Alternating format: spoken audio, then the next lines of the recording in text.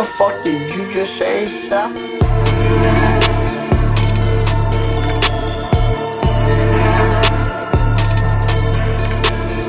We don't care what you look like. We don't care who you voted for, who you worship, who you love. If you want rule, there's one thing I can promise you, so help me God. Someone else will raise your sons and daughters. Hot on air. I'm hot. Welcome to the Delusionals. My name is Anthony Bosco. I'm with my newly engaged podcast partner, Sal Limo. How do you feel, baby? How do you feel about getting engaged, Sal? I feel great. I mean, it's kind of crazy because it took my bum ass 10.5 years. I mean, I don't really count that because we met American years. Bro, whatever, bro. I don't even have a passport. I can't even joke about being abroad or whatever. But like, it took 10.5 years. We met when we were 17. We've been dating forever, and like, I've been poor my whole life. So like, it took a long ass time to save. We went to Rhode How long did Island it take you to save for the ring. Yeah. I'm not getting into my personal finances on the show because right now they're good, but they were garbage for a very long time. I had a lot of student debt. I had to move out. I've been kicked out 3 times. I actually got kicked out recently during the pandemic. I never really had like a chance to. It's honestly crazy. Like, if I ever speak about my upbringing in detail, like people be like, "Yo, it's no surprise this motherfucker like." It's no surprise. It just wouldn't be a surprise. But the people that I'm kind of going off on a tangent. But anyway, yeah, like I've been fucking poor my whole life. I've lived I thought I saw tears. No, I'm not. I'm just eating M&Ms. Yeah, I've been poor my whole life. I've lived in suburban area. What's up? I thought you were getting emotional. No, I don't fucking care. I mean, so to kind of summarize, it took forever because I've been with my girlfriend forever. Our relationship is beautiful, but like it took a lot of work to get there, and it took a lot of labor. Theme, oh, word! Social it is Labor theme. Day. I didn't even know. Which should be celebrated technically on May 1st. No, like Labor Day isn't really a real holiday in America. This guy's trying to outwoke us. Okay, back to your engagement, Sal. So I proposed to my girlfriend yesterday. Took her to Rhode Island. We had a lot of fun there. We enjoyed it, and I saved up for a long ass time. It wasn't even like it was just saving. Like I had to pay rent on top of saving. I had to pay off credit card debt on top of saving. All types of shit. I had to have an actual like real life on top of saving. But she really loves the ring, which is really cool, and like we're excited for this new chapter in our life. And yeah, that's my baby. I love her. New chapter, baby. Well, I like to say I've been part of the relationship for 2.5 to 3 years. And I'm gonna tell you, hold on. I love you to death. Please don't. The worst thing you could do right now is sway back and forth into the mic, because that's gonna make editing a bitch. And I already lost audio, and I wanted to kill myself over the weekend. Just stay in one spot. That's it. That's all I'm asking you, and you can continue. I've never seen two people more in love. I remember when we went to Portland earlier this year, and it was like, "Yo, Sal, you really love Giselle." Yeah, man. I'm gonna marry her. I'm like, yo, it's cool, man. Bro, you know what? Sorry, I'm sorry. And then we had breakfast, and we had a nice time. But the point is that love is fleeting, and sometimes we don't get. Sometimes people like me, people who take love for granted. Who take love for granted. You okay, And bro? I'm better than okay. My son said that as he got the bottle of Hibiki next to him. So I'm actually happy for you, and it's not like the happiness where it's like I'm kind of envious and I self reflect on myself when I gonna get the happiness and make this about myself. But this is your moment. I wanted to give you your X amount of time on this podcast where we dive into the swamp, the black swamp that is politics, that is socialist politics in this country on this mildly warm neighborhood. I really appreciate it. I think, you said you were happy and like you were happy in the way that you're not self-reflecting, and a lot of people or do envious. that. Or envious, and like that's really rare. Like I really do genuinely, like, even if we weren't recording, I do genuinely thank you for that. That is a very nice thing to say, because I've been with my girlfriend for so long, and a lot of the time, like, when I tell people, like, it's very rare that people are like, wow, that's so cool. It's most of the time it's a very like sullen, like, oh, 10.5 years, or they're just like, oh, that's your first and only partner. It's very weird reactions, and they're all over the place, and people will always discourage you and be like, you think you're gonna marry her? And it's like, I mean, yeah, God willing. And they're like, what do you do? What will you do if it fails? And I'm like, I don't know, fucking move on. Like be a normal human being. I mean, I already bought the cow. Let's edit that out and not let Giselle hear that. But she'll be maybe she's not gonna fucking care. But like, yeah, it's crazy. I mean, yeah, like I said, we've been together forever, and like, I don't know, it's my best friend. I mean, we've been through so much bullshit together. We fight. We still fight. We fought. But like, we're also incredibly supportive of each other. We love each other. And like, I don't know. It's the most for what's up? You've gone through the Syrian civil war together. That's not funny, but okay. It's what the fuck is wrong with you? I mean, like, it's not funny. You're right. I'm very sorry, but it's yeah. I mean, we've been through hell and back, and I mean, I don't know. It's just very nice to. It's very nice to feel like I did. I don't know. It's nice to. This is an accomplishment in life that you actually like knocked off. I'm not trying to be an asshole, but seriously, a lot of none of my friends that I know personally, none of my friends that I made are engaged. Like, I don't have any friends that are engaged, or barely any. You don't have to dunk on us. Nah, fuck y'all, or any that are in committed relationships. Which I don't shame anybody for any of that stuff. Like, that's fine. That's totally fine. But bro, for all the bullshit I've gotten for being in a committed relationship, I've had people be weirded out that I've never cheated. I've had people be weirded out. It's like, it's weird the shit people say to you. It's just like, I don't want the headache. I'm weirded out that you won't make me your best man so I could give you a bachelor party.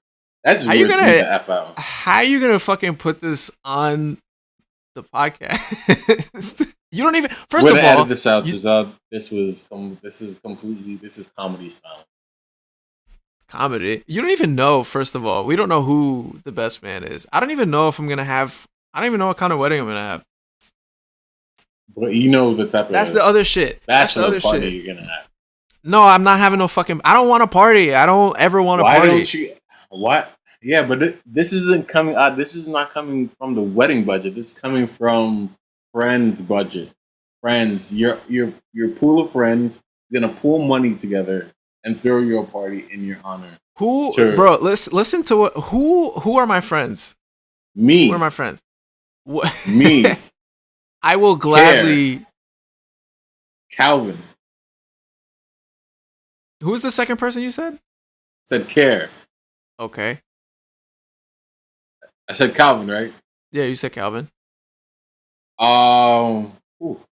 Stephen Wong. His name is Stephen Eddie. Barr. Let's edit that up. Eddie. I'm not a fan of this segment. You're very asked to edit out 4 different things. Eddie. That's a solid 6 people.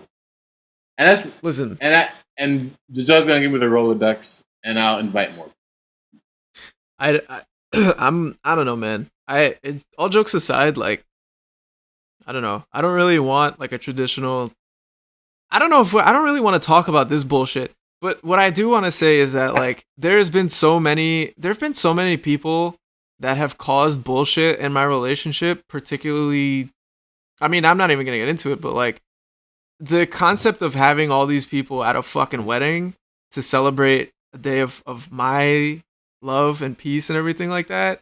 Fuck that. Like, I will, nah, I'm not doing that. I'm not having people pretend to be supportive on the one day that I actually care about. And like I said, whatever. I'm not going to get into it. That's why we're going to style and profile at the bachelor.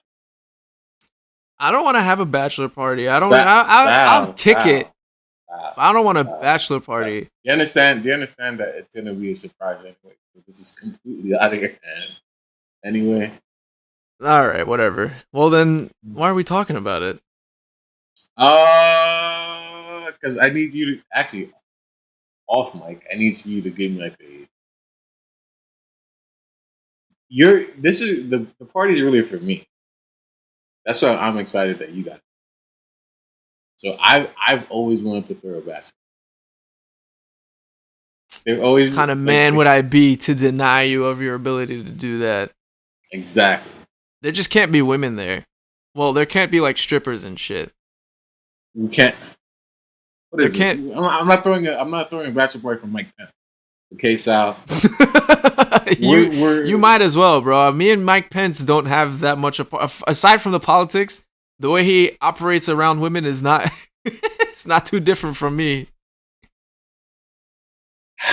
What's his rule again? He can't speak to a woman unless there's wait, what are the fucking rules for Mike Pence's fucking psycho relationship? I'm gonna Google it. Mike Pence wife rules. he can't have dinner with anyone that's not named mother. I think he actually calls his wife mother. Jeez. He never eats alone with a woman other than his wife Karen, and he won't attend events featuring alcohol without her by his side. Does he call her mother? I gotta find that out. Does Mike Pence call? Oh shit! It's fucking true. So does wife Pence call his? It's on PolitiFact, so I don't know. Are you trying to say PolitiFact isn't the fact? We don't know yet. We gotta look. It didn't give me the meter yet. Anyway, we're on the record that we won't have women at the bachelor party. At Sal's bachelor party. All right. And we're gonna have like a special. We should actually promo a code for the listeners who want to come to the party. Get up our listenership up, our viewership up. Party with some socialists? Yo, bro, we're gonna make it, man. Anyway, let's get to the call. All right, we're gonna. So, yo. Anyway, so I mean, there's not really much politics going on. There's a lot. No. There's a lot of shit going on, but the reality of the situation is, we recorded an episode with someone that I was hella fucking excited to speak to, and is Mitch Gaines, and he has a podcast called Those People. He interviews a bunch of activists, musicians, comedians, anything. but and politicians that are like running for seats and stuff like that. But literally every person that I know that fucking uses Ableton, even people that are like professional music engineers, were just like, "Yo, what happened to you doesn't make any sense." So like, I exported the audio, and I guess my disk drive, my external must have disconnected mid exporting, and then basically my entire vocal track was gone. I spent all weekend screaming at myself and losing my fucking mind, but it was a really good episode, and I'm not happy about it. But, so like today we're kind of just bullshitting and fucking off. So I noticed that I noticed that I get bullied a lot on Twitter, and I'm pretty upset about it. I kind of want to. I mean, I want to bullying. talk about it. I mean, we heard of this term bullying on the internet. Are you like Kamala? Hey, have bullying? It's random. Like, I kind of wish bullying, or I kind of wish that I wish that I was being terrorized because it would have been funnier. But all I did. So if any leftist has ever tried to speak to anybody on Brianna Joy Gray's mentions, you've probably experienced it. I shit you not, every single fucking time that I just look through her mentions, it's just pure psycho shit. So I dropped a meme in there of like Elizabeth Warren shaking hands with Bernie, and it's like it basically called her like a narcissist lib and like something about blocking a progressive I don't fucking know. I don't really care. I just dropped it in there. And like some dude retweeted it and was like, "When you hate women so much, you develop a complex against women leadership." I was like, "What the fuck are you talking about?" He said something about your mother too. He said, "I hate my mother," and I was like, "Damn, dude." I hate Elizabeth Warren, ergo I hate my mother. Yeah, that makes sense. And then the funny thing is, this person had a YouTube channel, and it was like fucking garbage. And then like he lives in Brooklyn, which is like, all right, dude, I live in Brooklyn too. You could just fight me. We could fight. And then like, Sadly, you're not a fight. Are you? I mean, like we could. I mean, I'll find out. If I get my ass beat, I'm never talking shit again. But I mean, I'll back you up as long as like I'm sitting in a parked car, and if you need help, I'll come. It was the thing that killed me about it was just like it went from like making fun of my relationship with my mother, which was kind of fucking stupid, and then I was like, dude, I'm praising I'm praising a fucking black woman, and you're talking about I hate women, fucking moron. And then he was talking about it's funny because usually people like that don't have any fucking clue what they're actually talking about or what their actual grievances are. Because then he went on to say that Warren was farther left than any of us ever thought, and if we weren't paying attention, if we didn't know that, you just don't understand that. Like I don't get it. Your comprehension skills of how she just delivers like this legislation is so uniquely different from the previous legislators that we had in the Senate and so she has such a great way of introducing policy. It's so great that she gathered how many delegates during the campaign trail? What was it, 23? Wow. I stopped counting. Yeah, it's like she's so good. She's so good at politics. I love Super Tuesday. I kind of bowed out. There's so many people that have a hard on for Warren because they have this. They think that like politics is like this. It's like this chess game or this very strategic policy making or this intelligentsia, and it's like no, it's really just fucking corruption and people in a room just like doing underhanded shit to leverage power over the other, and a lot of lobbying and like money. You don't have to rewrite the Magna Carta in order to like save Medicare for all or uphold it, pass it. It's the actual bill is not the problem. The machinations of getting the bill passed is the hill that we're going to like have to like climb over. So I don't understand like what's this whole like I'm wet, you're wet. That's fucking jerk off to Elizabeth Warren policies when it's like at best they're 2014 Bernie Sanders policies. And it's like, I mean, I guess you could. I mean, if you're trying to like foment some like heroin, like feminist view, like if you're trying to put like Bernie's progressivism or his politics onto hers, it's like you're sadly mistaken. These are two different, very different people. Obviously, what she did on Super Tuesday and everything. No, honestly, what she's done since the day before the Iowa caucus kind of proves that like the difference between her and Bernie. Like Bernie doesn't see this as a stepping stone into his career or this the penultimate like title that he must have in order to like give his life value. This is something that like this is a project that he's been starting for like 30 plus years. And the only reason why he's asking for more power is to give more power instead of just like Elizabeth Warren just like taking all that power, hoarding it for herself, and just like using Bernie's rhetoric in order to get that.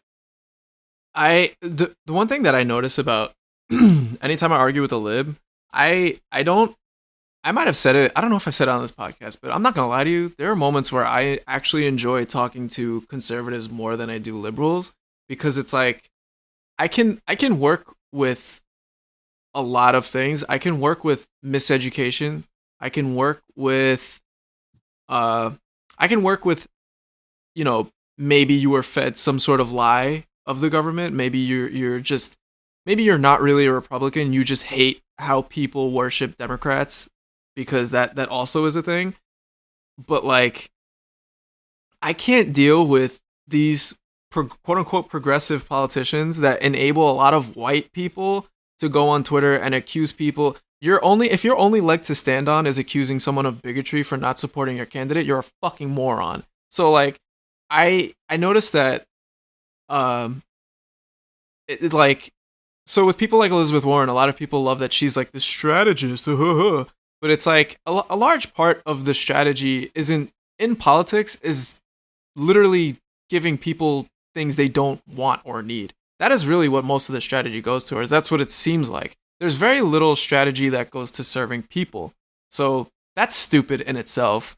I don't even think that I need a breakdown of her fucking policies to explain why that's stupid. If she's such a great strategist, why did she lose so poorly in the fucking campaigns? Why? But, you know, anytime I've critiqued Warren on Twitter or I've said something on Twitter, people will tell me that I'm racist or like I'm a white this, I'm a white that.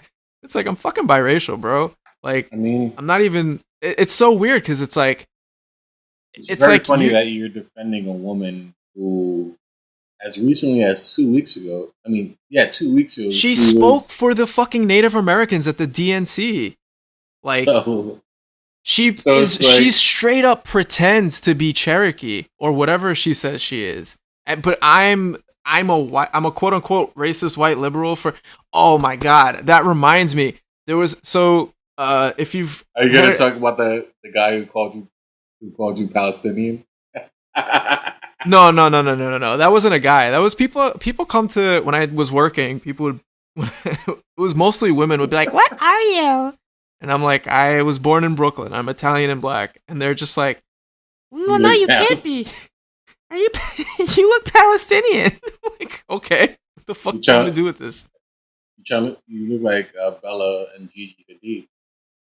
I can see it now. Oh my god! Do you watch Cobra Kai? No. Yo, the fucking antagonist. I think his name is John Kreese. He looks like Yolanda Hadid. I'll show you pictures in a second. But Giselle pointed that out. That shit was fucking hilarious. Anyway, shit has been going down. Fascists are out here in real time, and police, which I mean is interchangeable, are out here in real time, you know, beating the living shit out of protesters in Portland, DC. And it's kind of been a little bit too hard to keep track of. But the Kyle Rittenhouse thing was like a big. I don't understand why the discourse is like, is he defensible or not? It's like, I don't fucking care. Who cares? He should have. The fact that he wasn't disarmed, the fact that he wasn't brutalized is a sin. But whatever, I don't care. But anyway, like, he shot a bunch of people in quote unquote self defense. I don't really know. Whatever the case is, I think if you go to a protest armed and the police don't stop you, like I don't. That's one thing in itself. But then like they're seen encouraging him and shit like that. He's protecting property that isn't his. He was on a Facebook. It looks like premeditated murder. Some There was dude. Sorry. there was a previous relationship him and the Kenosha Police Department because he was aspiring police officer. And I guess that he worked around the department and that was given him a pass for As a murder 17-year or old, yeah, dude. It's crazy the leverage that police give like all these neo-fascists and stuff. And the crazy thing is, I don't think that they knew that he was neo-fascist. I just think that they thought that he was just an overzealous like police well, cadet. that's the thing. Like that's kind of where it gets tricky because it almost doesn't matter, honestly, because our country is so hegemonically right wing that it's you kind of can easily conflate the two, whether it's overzealousness for police support or whether it's actual neo-Nazi ideology. It's at this point, it's like how far apart is it really? But so I saw some fucking brain dead genius on Facebook be like, that kid's a hero, blah blah blah blah blah. Antifa and Marxists should all be fucking dead and yada yada yada. And I was like, the people in the streets that are fighting for better conditions for all of us are people that should be dead. But the person that went to a Black Lives Matter protest, like with a gun to protect property that it isn't his, that person is okay though. And he was like, "What?" I was like, "He's a white supremacist. Like, you don't think there's an issue with that?" His response to that was, "I'm a Native American." And I was like, "So you're a Native American and you're defending a white supremacist?" I was like, "You understand that? Like, like white supremacists committed genocide against Native Americans, right?" And I got called a white racist for that. I was like, I don't even know what kind of mental gymnastics I need to do to understand that mentality. But I mean, I don't. I mean, I don't really take anything on Twitter seriously because I really actually the more agitated the person gets, the more engaged I get. It's like I want two outcomes. I want him to be owned so bad that he commits suicide, or I just he gets owned so bad that I keep on laughing. And I rather the former than the latter. But I'm not joking either. Um, I I don't mean, I don't. Sorry, go as far ahead. as educating people, I don't. It's Oh, we want to talk something. educating people. All right. Yeah, I do want to know. You know what's funny? You say that you don't enjoy it, but you've taught me a lot. So Yeah, but you're ready and willing. You can't that's just true like too. I'm not. I showed you the example with Max about like him trying to talk about marginal tax rate and him completely forgetting a conversation that me and him had about it. And I explicitly remember having that conversation because it was after the Alexandria Ocasio Cortez 60 Minutes interview. I'm like, I'm pretty sure that if you learned about marginal tax rates yourself, you would internalize it and you wouldn't just use it as a talking point, as something to further whatever Facebook or Twitter argument you have, because these are actual like legitimate things to know if you're trying to actually speak to people, trying to convince people to have a more social democratic nation. So, so people are going to say, well, how are you going to pay for Medicare for all? How are you going to pay for all these social programs? And say we're going to increase the marginal tax rate to 70%. While they may not know that, you having that wealth to share that to them instantly makes you more legitimate than any alternative that they've really heard. Like one, they realize that they like this current economic system is not sustainable. And two, it's like, why is it not like sustainable, or why is it not like benefiting me as a working class person? So I think that was a opportunity missed by not just me, because like I know what it is and I'm not gonna like say it twice, but with Max, like if this was really serious, if you were really serious about it, or if you really felt the way, or if you really thought that like this was an important topic, I guess you would just remember it or delve deeper into it or just show any type of investment, I guess. But what is your experience been with engaging people like politically on an ideological scale? So like you started out, a large part of your politics was because of Trump's election, right? And like I yeah, would say that it got me culturally curious. I wouldn't say it got me into politics. What really got me into politics was um, investments. And when I was working at City, one of my coworkers, like I was trying to get into marijuana stock, and he actually said, "Hey, maybe you should like turn on C-SPAN for politics if you're trying to like really like game the system because they're intertwined." So that gave me insight, and Trump winning gave me cultural insight. So I guess like the two married, and I just liked it. And since I'm in a very depressing mood, politics is for the blackest of soul. I guess it just caught on, and then of course I started like a lib dem, literally believing like, oh my god, look at Kamala Harris kicking ass at was what's it his name? Freaking Bart? Not Bart. Rex Tillerson. Like Bolton? any yeah, just any of well, you don't need Senate approval for NSA.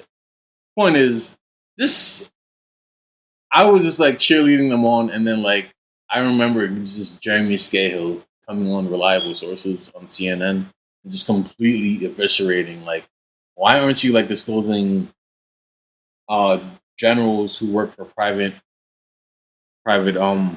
weapons companies? Why aren't you like disclosing that they're working for them and they're also giving you like quote unquote opinions on your news channel? And since Brian Stelter didn't have like an appropriate response, I'm like, wow, I didn't know that like all these guys on CNN were just telling me like this was after the Syria bombings when like there was a remember that 3 years ago when like there was like new video of like Assad Yeah, I gassing remember children, that. and I'm like, Yeah. yeah, I'm like, huh. And then like I started listening to Jeremy Scahill, and then intercepted the podcast really just like unwinded my like foreign policy views, and then that became along with the Young Turks, that along just like I just jumped down the rabbit hole, and So if essentially you, that's no, and since sorry. that worked for me, I guess that it should work in theory for other people, considering that like I do believe that politics is personal. That I can't the way I explain things, I can't cater exactly to your how the since I'm not an educator, I can't really cater to you what makes your like bulb light up, basically. Right. And if you expect me to do that or you're asking me to do that, I'm gonna be turned off. And two, it's like you're asking way too much of me. I can't even like Sal, like I couldn't like the good thing about us is that like we learned like together. Yeah. Like we're learning together. It's True. not like I may know like certain things more than you. You may know certain things more than me. Like it's just that like what it's not that we have like different interests, but like Well, there's also different I levels of motivation. yeah, like what am I like trying to do? Like I have even before like I politics, I always believed that like I wanted to be part of a revolution because all of my favorite movies are revolutionary inspired movies. Dark Mhm. Knight Rises, V for Vendetta. I just love the stuff. It's funny because I don't have a lot of those. Like you, anyone who has had a conversation with me knows that I'm fucking terrible with movie references. I've seen maybe like 6 movies my entire life. I'm terrible with just cultural references. Period. Like I just never really gave a shit.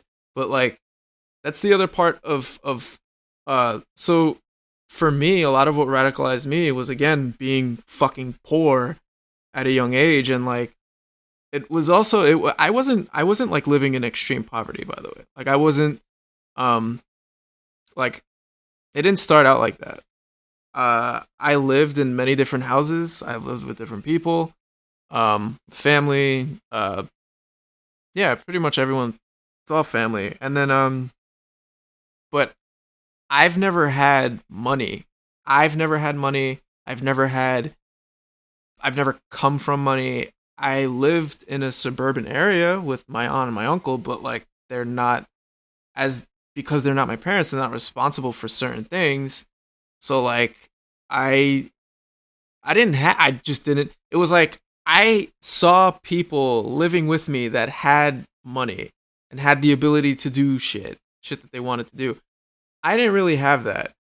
So it's not to say that like it's not to say that I wasn't supported as a kid and stuff like that. That's not what I'm trying to say, but it was like I knew that I didn't live with my mom and dad, so asking for shit for me was just out of the question. So I say that because uh I got to when I got time for college, I had always been somewhat interested. I'd always like loved politics and history, but I didn't fucking understand it, which is kind of weird. But I don't think that I knew as much as I thought I did. I remember reading the I actually read I think it was the Ron Paul book, the Manifesto, which is it's basically like a if I remember correctly, I could be very wrong about this. It's basically like a proposal for like a libertarian kind of government. But then there was another book about the postal service that I read that I actually really enjoyed. I wish I could remember it, but anyway, college came around and it like basically I didn't realize how much I needed fucking money to be any kind of successful in this country until college. And I also didn't have I was paying a shit ton of money in college debt for not even finishing. And then I had to move and pay rent. So it was like college was just out of the question for me. And like I couldn't help but like even as a kid, I just couldn't help but like think like the way shit is in a capitalist society is fucking stupid. So I remember I think one of the first movies that radicalized me was like Fight Club. And like do you remember the scene where they just destroy all the like the credit card companies and shit like that at the end of the movie? Yeah. And like a lot of people took I remember like I think I had a lot of friends that were into it and like they're trying to talk about like the central themes of the movie and shit. And I just felt like I was like, I feel like the theme of the movie is like none of this like he is only interested in beating the shit out of people. Nothing else really matters to him. I don't really fucking I don't think that it's like it was like an expression of male rage, and I think that people took it as like, oh, it's just cool fighting and shit, and he just wants to blow shit up because he hates the world, and it's just like no, because the reality is none of the shit that he's doing fucking matters, and he can't find meaning in anything because it doesn't matter, and there is no meaning because the only thing that makes him even remotely happy is fighting because it's the only thing he has because there's nothing else to do but buy shit. So like I don't know. I think I'm kind of rambling, but anyway, like I didn't really have anywhere to turn to, but like thinking about how the government or how it is to be kind of alone, quote unquote, in like a capitalist society. So it was like I can't really succeed the way I want to without getting a shitload of debt. That's fucked up. So that's stupid. And then uh Yeah, I think the Trump election and like seeing people be energized by that to me was fascinating too, because it was just like, why are people so in love with this man who's like clearly a fucking moron? And then the more I spend time listening to people, and I used to get shit on all the time by like my conservative friends and shit. And the worst part about it is that I used to just say like stupid lib dem shit. Like I was just in love with Obama and like in love with any Democrat. And like I used to get shit on because they were like, why do you support these people? What do you have to say about them deporting immigrants? And I was like, oh fuck, they're right. But that's the thing though, like a large part of what solidified my ideologies and my current politics was getting called out, corrected, and even bullied by fucking conservative people, because it was like, shit, even the shit for being a lib dem, like they were kind of right, the shit that they were saying most of the time. Like I didn't have dumb, I mean I did have dumb conservative friends, but the ones that like challenged me on political stuff weren't always psychos. So it was like, you know, a large part of it for me was personally motivated. A large part of it was like, uh, I was scared of the recent trend in not so much the police violence, because the police violence had, I feel like it had always been there, but what scared the shit out of me more than that was the amount of people that I knew that were defending murder of anyone by police, black, brown, white, whatever. It to me like that was so insane. And in my kind of journey to find out like why people are so, I don't know what the word is, just so like ingratiated to American violence, like I found my political leanings. And like even in talking to people, you know, people ask me sometimes like what certain shit means and like what things that they can do and shit like that, and like why they're being spoken to, you know, like why they're them being critical of a liberal or whatever is uh is means for somebody else to attack them as a conservative. And it's just like, you know, I can give you all the resources in the world that, or I can give you all the information that I learned, but that doesn't mean shit at the end of the day if you're not personally motivated to do something yourself. Like you need to have the spark in the first place. I can't, like I can give you information, but like have you ever sat there and read every bit of information a friend has given you, or like a link that a friend has sent you? No. Why would you? But Well, the great Rosa Luxemburg once said, "Those who do not move do not notice their change." So it's like there. I do have empathy for them because there is a whole campaign out there that is making that's trying to convince people that capitalism is actually tenable and actually good for you. And that campaign is stronger and well funded than anything that we could try to do that I could give you with any like personal anecdote or any article or any fact. Like you have to realize that this whole thing was built on a propaganda machine that is running since like the first probably since like the first ape man had like the innovation of saying, hey, maybe I could take advantage of your labor so I could not do labor. So I can't really blame them, but at the same time, I feel that if I focus on outreach too much, if we focus on outreach, I mean, it's good to focus on outreach, but it's better if you realize that what's for you and what's not. yeah. For me, I'm not that bubbly person. I'm not a patient person where I could just be like, well, this is what Marx meant in in Das Kapital, page 72. And it was Oh written man. so. It was written then, so it was written so. Like, I'm not gonna do that. Like, I could discuss it with you. I could see how it like jives off you, so you could jive it off me. But like, I'm not gonna. I'm not. I mean, I'll discuss it with like if you're saying like, yo, Anthony, I want to become a serious leftist, and you train me, I'll be like, you know what? I'm still training myself. I'll take the time. But if it doesn't take that, like, it has to be like overt seriousness for me to like do it with you. And There's so many pitfalls. I'm sorry. So there's so many pitfalls though. Like you said, like, you know, trying to get somebody to understand something that, and you have to get them to understand that this country is founded on like a right wing propaganda machine. The like, sorry, can I finish that thought? yeah. Like Jay-Z, like the perfect example is when I keep telling my friends that Jay-Z sold out Colin Kaepernick and the whole movement out for his own business interests with Rock Nation and the NFL.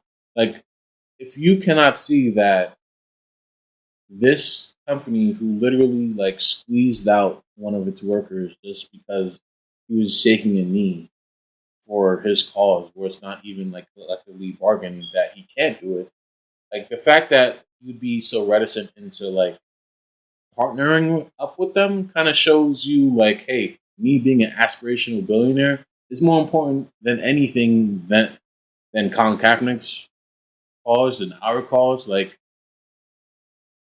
and if you can't see these like simple dynamics of like money literally changing hands, like they're telling you, hey, the NFL is paying Rock Nation to improve their public relations. If you can't see that, I can't help you. Nor should I like. I mean, I don't know what I could do to further or change your mind, because like if it's that of a like naked transactional relationship, what like do you actually want to see Roger Goodell with like a stack full of money, like a brown paperback with a dollar sign on it, give it to Jay-Z, and then Jay-Z just like spit on a Colin Kaepernick jersey? Like, how obvious? I like, wonder what it would take for people to open their eyes to the Jay-Z effect. Some of it's inconspicuous, and a lot of it's not. So, yeah. And it's kind of like, so there's so many things that come into play when you talk politics with people, and like I was on a friend's podcast talking about this like a few months ago, and like I said before, I feel like it's easier to talk politics with Republicans than it is liberals, because most of the time Republicans give me policy, they give me history, they give me a fact, or maybe not a fact because like they get their information from wackadoos, but they'll give me a basis of an ideology, whereas liberals don't. It's a lot of aesthetics and and like kind of buried under classism, where they think that politics should be left to the intellects, when in reality politics, the most intellectual thing about politics isn't the policy. I don't think that you need to be a fucking genius to critique, comment, or even be in politics. You could be anything, and that's the problem, you know? Yeah, there's this weird, like, every single time that this podcast is mentioned, or like I'm mentioned in political arguments, like, yo, don't talk to Anthony because he is so locked into politics, blah blah blah. And it takes this real intelligence for me to get it. It's like, not really. Man. It's like there's a lot of things. It's just the same thing that keeps on happening every single time in history, and nothing's being done about it. Yes. And that's why we're still here. It's not. Right. It's not that like we're like we're trying to like hatch up some like we're trying to build a Gundam, and like There's we don't know what metal should we use, what gas no, we like all the things is already like it's already done. A policy idea is like it's just a policy idea, like it could be implemented. There's no the logistics of that is more important than the actual thought of that.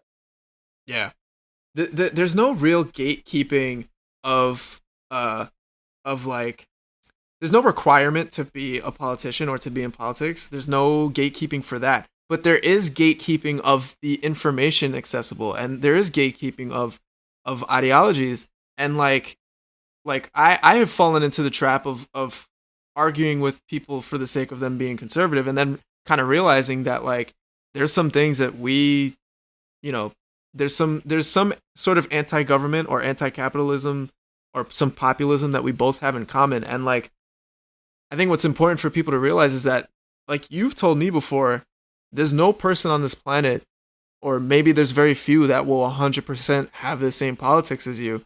And a lot of people don't really realize that, like, you don't necessarily have to be a part of a party. You don't have to read up on fucking theory 24/7. Like I said billions of times, I grew up kind of fucking, you know, dumb and poor and not poor. Like, I didn't need theory. I don't need to fucking read theory all the time. I don't need it. I need history. I need logistics. I need facts. I need policy. But like, some people feel like they can't talk about politics because they don't know enough and they don't X, Y, and Z. And it's like, no, you should be able to. You live in this country. You should be able to have a voice on it. And like, all you really need to do is ask yourself what kind of society you want to see and what you feel your role is. You don't have to be out here, like, you don't have to be out at protest if you can't handle it. I can't handle them. I have very physical reactions to them. They fucking scare the shit out of me. But like, maybe that's not your role though. And like, I also have been the butt of that kind of conversation of like, oh, don't talk to Sal about politics, blah blah blah blah blah.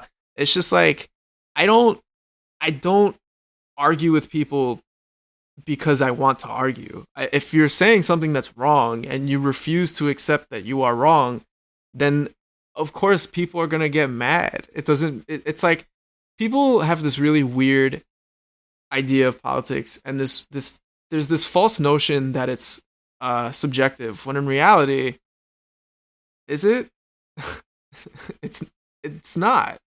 It depends on it depends on what your ideology are, it depends on what your ideologies are. But there's a process, and there's a method, and there's things to back these things up. There's history, there's facts. So it's not just, I believe in this and it doesn't align with my views. So I'm gonna fucking say it's stupid. But it's a, like, for example, I've heard people say Bernie Sanders is a narcissist because he doesn't bend on his policies and stuff like that. That doesn't make him a narcissist. That means that there's a reason why he doesn't bend on his policies. Bernie is not above criticism. I think you could make the case that he is a class reductionist. I could see both sides of that argument, but I could at least see the case for it being made. I think he was our best choice.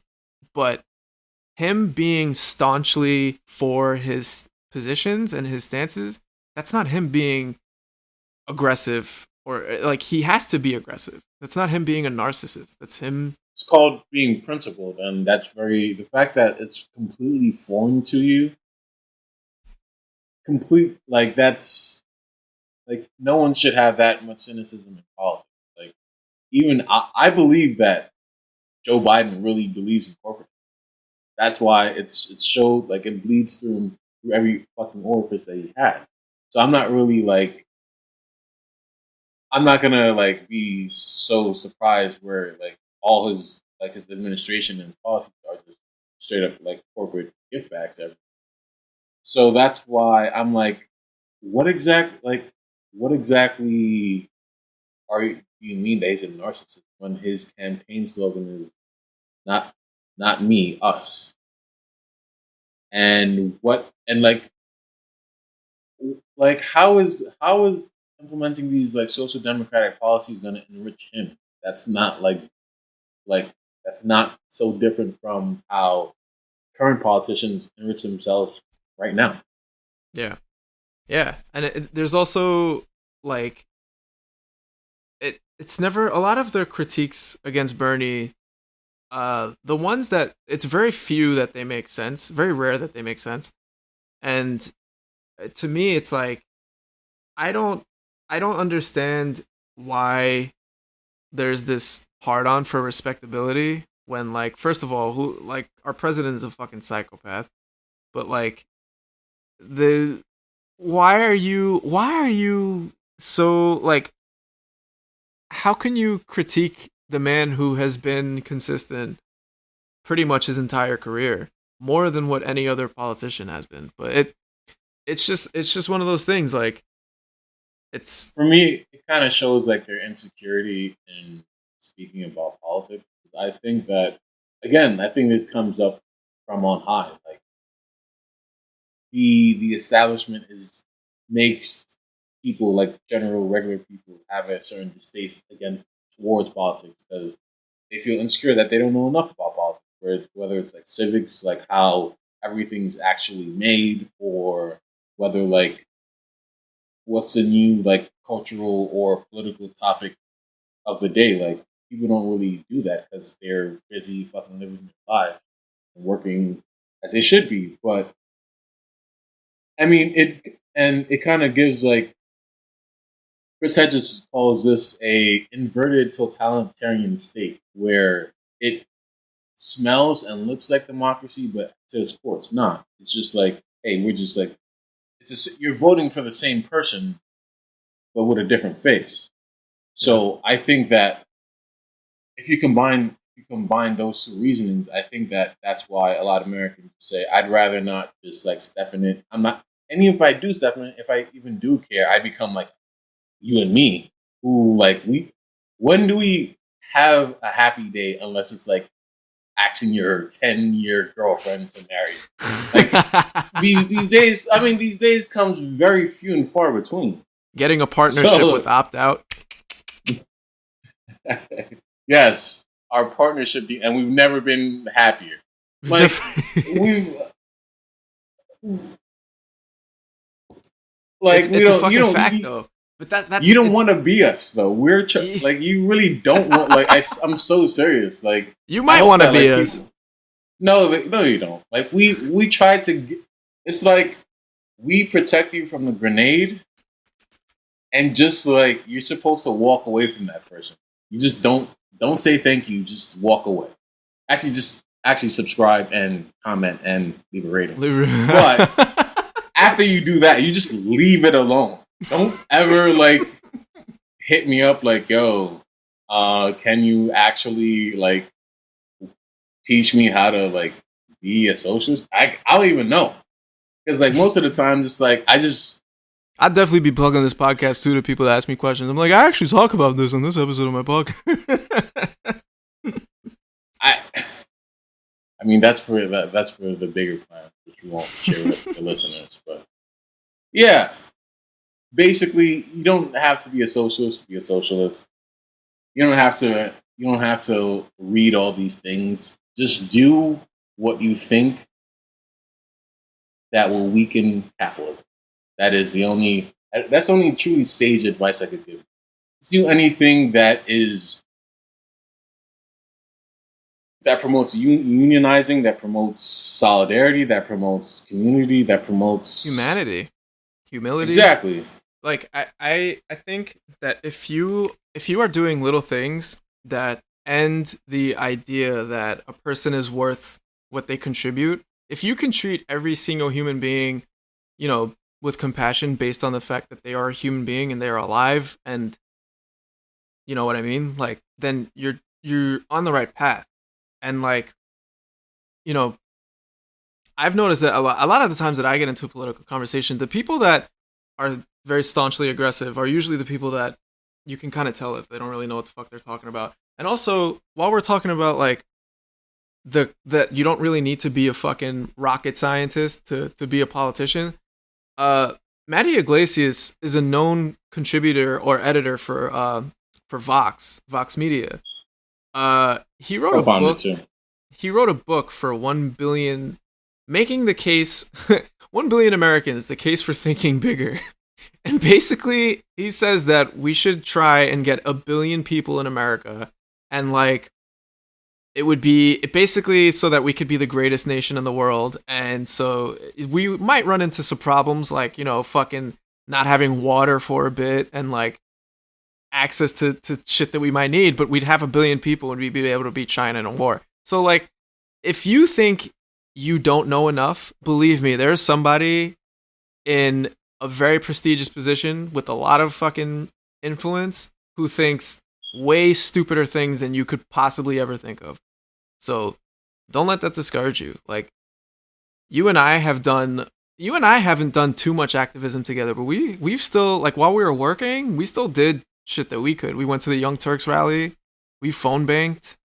I mean, like, there's shit you can do every day, and you don't have to be, like Ant said, you don't have to be miserable like us about the state of the world. It's more about, well, it's more about gaining a confidence in something that you may or may not know that may or may not know it'll work in the end. Because, like, we're taking a huge gamble by, like, not gamble, because, like, I don't think, at least for me, I don't have anything better else to do, so I might as well.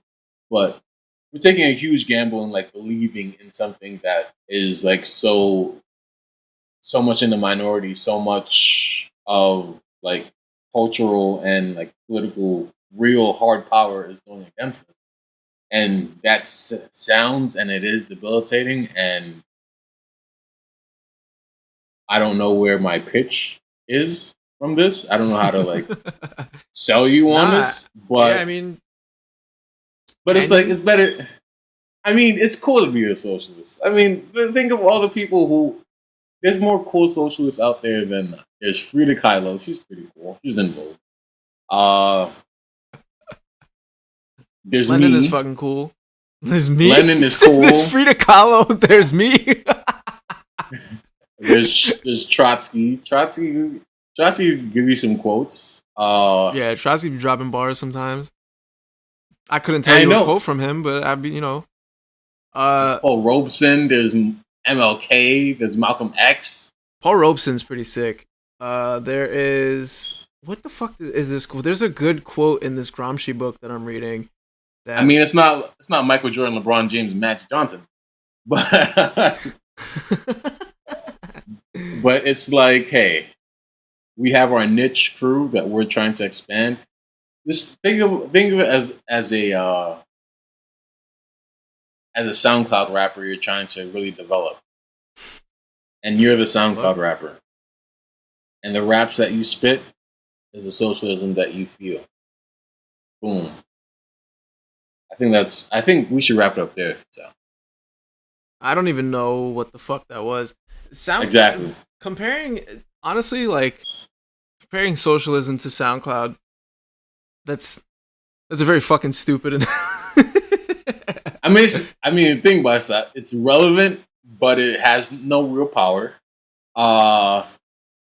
You think that it'll break enough people? You know what? I'm gonna take it back. That was actually pretty genius. Nah, you're right. It is pretty similar. There's some new annoying asshole out every week that, like, you think you need to know, but you really don't. Yeah. Like, there's that's a there's this dude named Vashti who says, he's like, his bio is like libertarian socialist. Vashti or Vashti? Vashti, I believe. Okay. And he says in his bio is also like, not sure about the left unity thing. And there's a video of him talking about how he gets pussy, and he's like, he basically was like, when I was single, Tacoma wept. It's just fucking nerd, right? So I shared his bio, and I was just like, what the fuck does this mean? What is libertarian socialism? This fucking dude was like railing me for it. It's just like, you don't want to get sucked into that bullshit. Like, you don't need to be that guy. But I don't know why I brought this up. I might edit that whole entire part out. But I think we could just do a quick rundown of all the shitty things that we protect you from, so we can make it a little bit digestible. So you get the information, but not get the misery with the information. Yeah. So my rundown is so this is a political article saying that there's some black Democrats, not the rank and file voters. I'm talking about it's one Democrat. It's one black Democrat. Its name is like Carl Meeks, I think.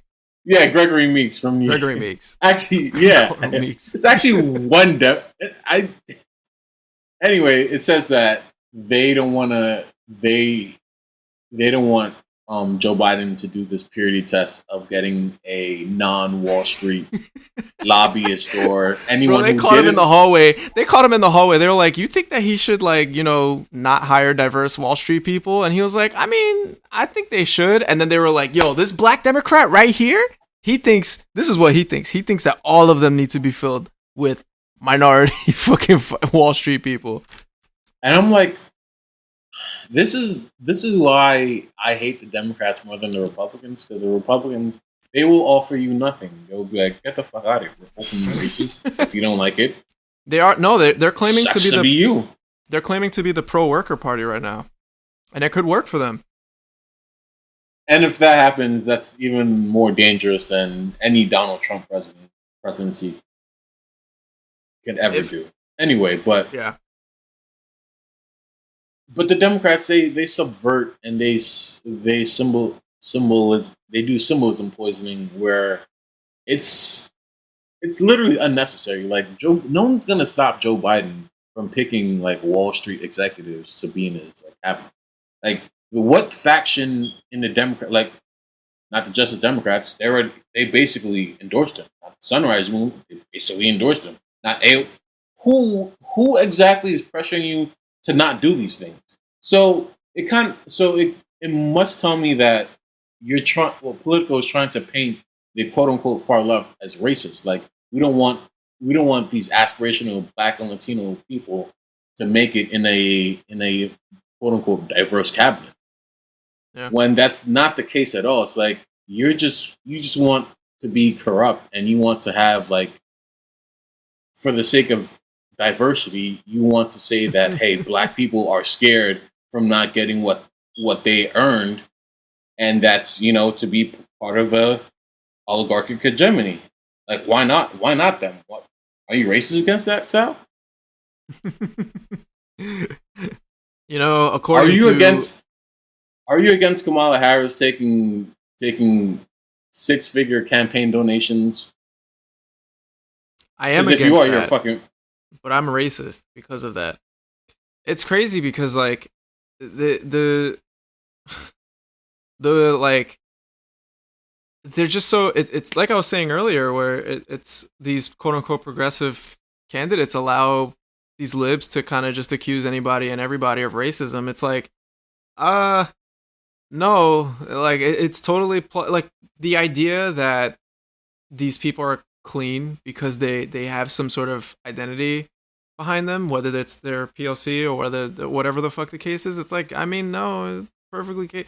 Colin Powell, of first Black Secretary of State, lied to get us into the Iraq War, or helped lie to get us into the Iraq War. It's like that's not how this shit work, baby. Like, what the fuck you mean? And like, yeah, I think it's the most annoying fucking thing in the world is being a leftist, having the information, using the information, organizing and strategizing and everything like that, and then just to lose to somebody, to the party where the people are like, oh yeah, no, we fuck with Kamala because she's Black. Yeah, we like that. And she's a black aspirational woman who comes from the right place. Yeah, I mean, look, the whole point of this show is that we spend our days being depressed and reading about the news and stuff like that. And then, you get it, or whether you get it here or not, we don't fucking know. But like, you don't get as depressed hearing us talk about it. My second headline, apparently, so there's this news report on Good Morning America that said that the DHS didn't release a memo saying that the Russians are using this talking point of Joe Biden being having cognitive. Yo, let's end the show. End the show, bro. We'll talk about this another day. Yeah. All right, y'all. Cognitive decline. Cognitive decline.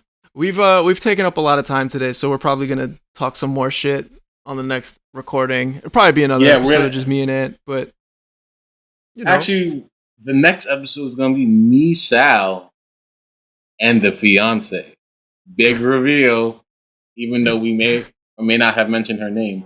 Big reveal. You get to hear her voice. You see who says the production value of this podcast?